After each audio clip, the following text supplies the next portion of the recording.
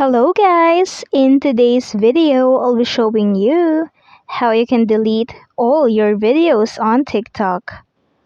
So without further ado, let's begin.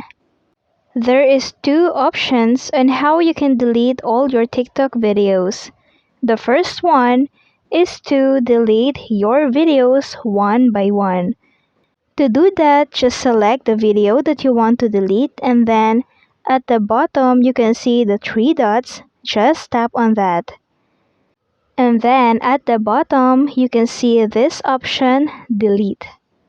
Just tap on that to delete the video. You have to do it on all of your videos.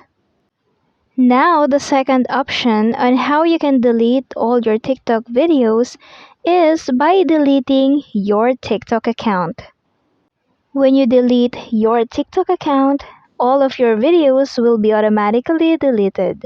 So now to delete your account, just go to Settings and Privacy.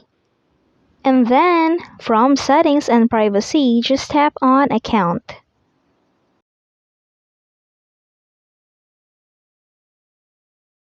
After that, you can see this option, Deactivate or Delete Account. Just tap on that. Right here, you can now delete your account. Just tap on the second option, Delete Account Permanently.